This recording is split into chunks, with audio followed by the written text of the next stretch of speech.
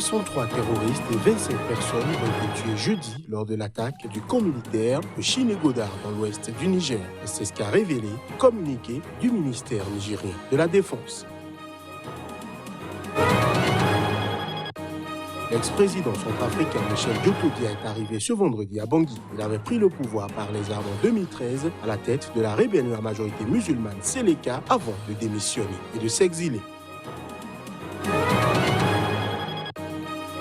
Le risque d'une internationalisation du conflit en Libye suscite un chassé-croisé diplomatique inédit. En le même temps, Ankara et Moscou ont appelé à un cessez-le-feu. Le maréchal Khalifa Haftar a opposé son refus.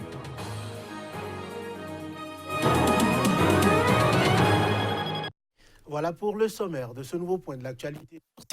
Bienvenue à chacun, bienvenue à tous. 63 terroristes et 25 personnes ont été tuées jeudi lors de l'attaque du camp militaire de Chinégodar dans l'ouest du Niger, frontalière avec le Mali. C'est ce que révèle un communiqué du ministère nigérien de la Défense un mois après l'attaque par des djihadistes du camp d'Inates dans le même secteur et qui avait fait 71 morts. Selon le test lu à la télévision publique par le porte-parole de la Défense, les assaillants sont venus à bord de plusieurs véhicules et motos. Le jeudi 9 janvier 2020, aux environs de 13 h, le poste militaire avancé de Chinégodar, sur la frontière du Mali, a repoussé une attaque menée par des éléments terroristes venus à bord de plusieurs véhicules et motos. La riposte, avec l'appui aérien combiné de l'armée de l'air nigérienne et de nos partenaires, a permis d'effectuer des frappes et mettre l'ennemi en déroute hors de nos frontières. Par partenaire, le Niger entend souvent des avions de chasse ou drones français positionnés à Niamey dans le cadre de l'opération anti-djihadiste Barkhane et les drones américains qui surveillent le Sahel en permanence.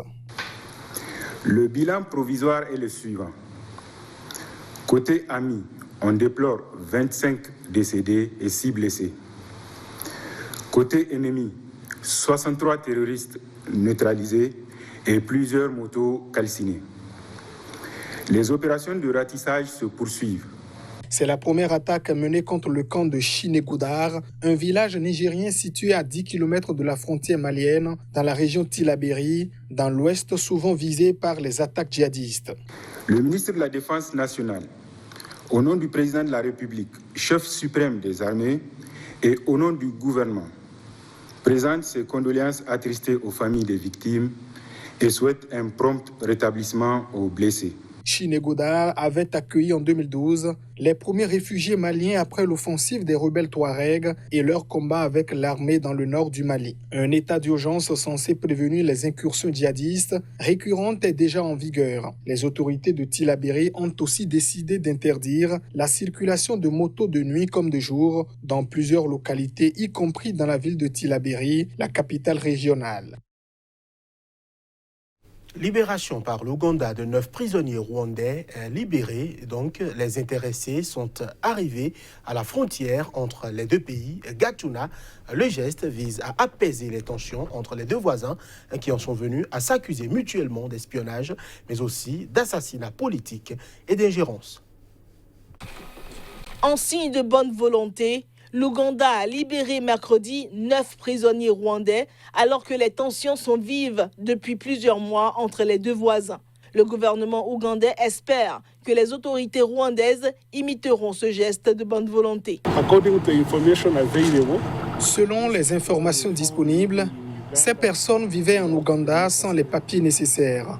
Et il y a eu d'autres accusations portées par d'autres organisations à leur encontre. Mais le gouvernement de l'Ouganda a décidé de retirer les accusations portées contre eux, conformément au protocole d'accord signé entre les deux républiques de l'Ouganda et du Rwanda.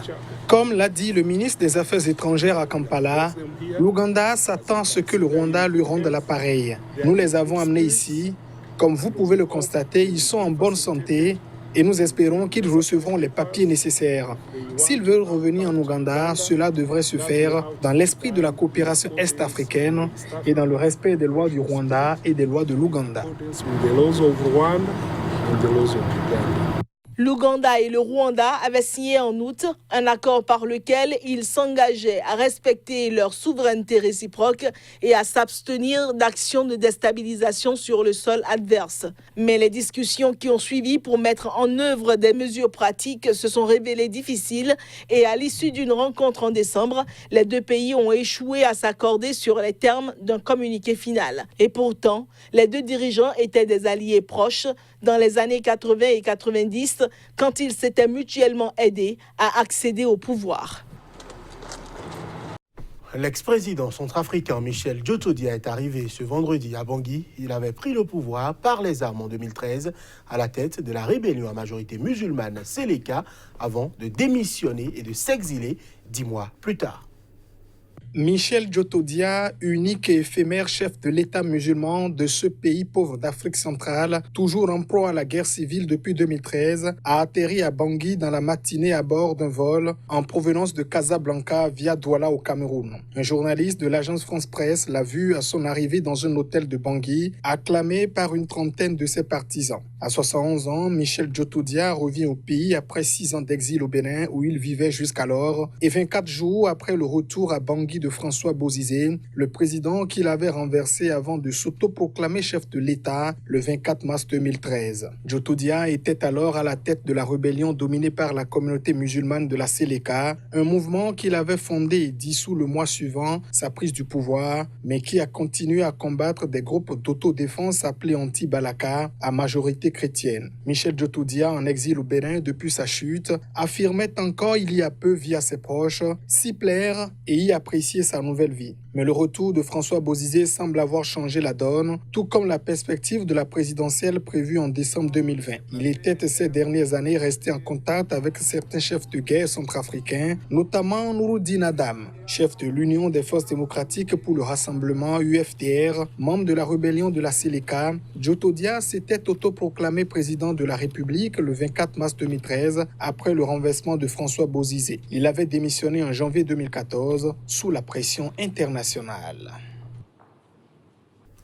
Le casse-tête s'est accentué en Libye depuis que le maréchal Khalifa Haftar a démarré en avril son offensive contre Tripoli. Le risque d'une internationalisation du conflit suscite un chassé-croisé diplomatique inédit. Dans le même temps, Ankara et Moscou ont appelé à un cessez-le-feu.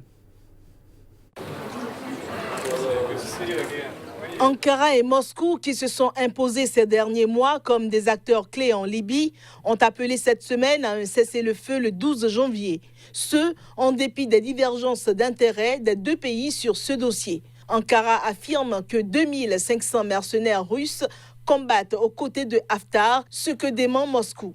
L'homme fort de l'Est, le maréchal Khalifa Haftar, est également soutenu par les Émirats arabes unis, l'Arabie saoudite et l'Égypte, des rivaux régionaux de la Turquie. Le ballet diplomatique s'est donc accéléré après l'annonce par la Turquie d'envoi de troupes en soutien au gouvernement d'union nationale. Cette annonce a suscité des craintes d'une nouvelle Syrie. L'émissaire de l'ONU en Libye s'est félicité de l'initiative russo-turque et a exhorté toutes les parties à cesser immédiatement toutes les opérations militaires en Libye.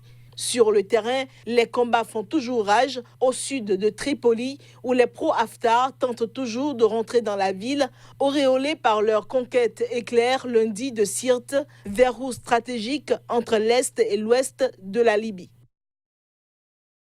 Et puis le maréchal Khalifa Haftar, homme fort de l'Est libyen, a rejeté ce jeudi l'appel au cessez-le-feu lancé la veille par Ankara et Moscou, annonçant ainsi la poursuite de ses opérations militaires contre les forces loyales au gouvernement d'union nationale, reconnu par l'ONU dans un communiqué lu de son porte-parole, Ahmad al-Mesmari. Le maréchal Haftar a estimé que la stabilité ou la relance du processus politique en Libye ne pouvait être réalisée avant l'éradication des groupes terroristes et la dissolution et le désarmement des milices qui contrôlent, selon lui, la capitale libyenne. En République démocratique du Congo, alors que les populations commençaient à avoir de l'espoir de voir la fin du virus Ebola, un nouveau cas confirmé a été enregistré ce mardi à Beni. Pourtant, 29 jours d'accalmie se seraient écoulés. Reportage. Avec un nouveau cas confirmé de la maladie à virus Ebola enregistré mardi dans l'est de la République démocratique du Congo, la crainte d'une résurgence de l'épidémie est plus que jamais vive. Le malade, un homme de 40 ans, avait été en contact avec une personne décédée d'Ebola fin décembre, selon le comité chargé de la riposte contre Ebola en RDC dans son dernier bulletin daté de mercredi. Selon les autorités sanitaires, au moins 108 contacts ont été prélistés autour de ce cas, dont 14 membres de la famille. Ainsi, la zone de santé de Beni est à nouveau infectée à partir de l'aire de santé de Bunji où sont placés les déplacés en quête du vaccin contre le virus Ebola. La RDC lutte contre une épidémie déclarée en août 2018 et qui touche actuellement les provinces du Nord Kivu et de l'Ituri avec au total 2235 morts. Les activités de riposte contre la maladie sont régulièrement perturbées en raison de l'insécurité due à des violences armées dans cette zone où opèrent des groupes armés. L'ONG Médecins sans frontières avait par exemple annoncé début décembre qu'elle retirait ses équipes de la région de Biakatomine où 3 agents de la riposte anti-Ebola avaient été tués dans une attaque armée fin novembre.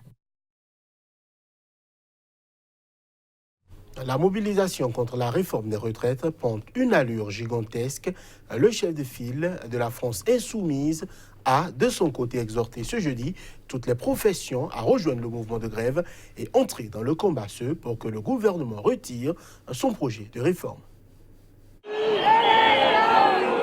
Cheminots, enseignants ou encore avocats ont jeudi défilé à Paris contre la réforme des retraites. Ils étaient plusieurs milliers de manifestants.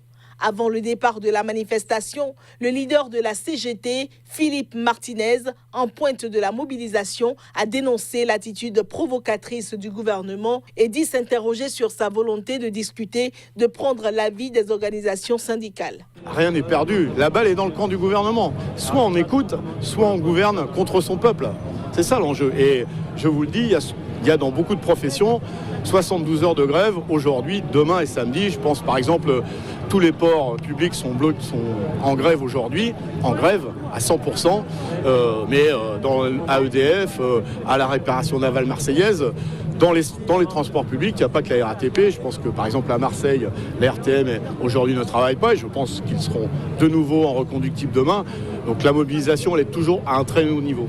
En tête de cortège, une dizaine de femmes en bleu de travail et gants de vaisselle jaunes dansaient au son de la chanson « À cause des garçons » dont les paroles avaient été modifiées à l'occasion. À cause de Macron, grande perdante, nous serons. Plusieurs dizaines de milliers de manifestants avaient déjà défilé dans la matinée dans de nombreuses villes, comme à Clermont-Ferrand. Ils étaient entre 6 000 selon la police et 18 000 selon les organisateurs. Et c'est sur cette mobilisation en France que nous refermons cette édition. Merci de l'avoir suivi.